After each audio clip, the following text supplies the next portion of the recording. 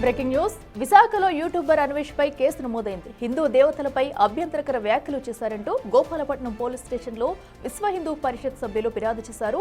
అన్వేష్ పై వెంటనే చర్యలు తీసుకోవాలని ఫిర్యాదులో పేర్కొన్నారు. విదేశాలలో ఉన్న ఐభూమరవిని ఏ విధంగా అరెస్టు చేశారో అదేవిధంగా అవినాష్ పై కూడా కేసు నమోదు చేసి కఠినంగా శిక్షించాలని డిమాండ్ చేశారు.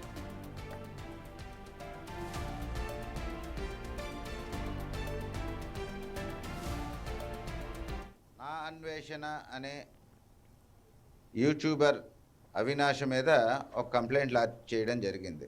ఆ కంప్లైంట్ ఏమంటే ఆయన నిన్న ఒక కంటెంట్ ఆయన యూట్యూబ్లో ఉన్నది హిందూ దేవీ దేవతలను అసభ్యకరంగా మాట్లాడుతూ, హిందువులని అసభ్యకరంగా మాట్లాడుతూ, భారతదేశాన్ని అసభ్యకరంగా మాట్లాడుతూ, అసభ్య పదజాలాలని వాడుతూ ఆ వీడియో చేయడం అయింది. ఆయనకి యూట్యూబ్ ఉంది, వాక్ స్వతంత్రం ఉన్నది, నా ఇష్టం వచ్చినట్టు మాట్లాడతాను అని అంటే చెల్లదండి. ఇది భారతదేశం, భారతదేశ సార్వభౌమత్వం హిందువులకు మాత్రమే ఉంది. హిందువుల్ని ఏమాత్రం అన్నా, ఏమాత్రం చేసినా నాలుగు కోసేస్తామని చెప్తున్నాం.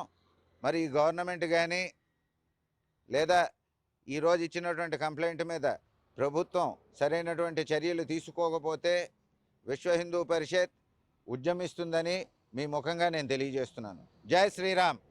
నా అన్వేషణ అనే యూట్యూబర్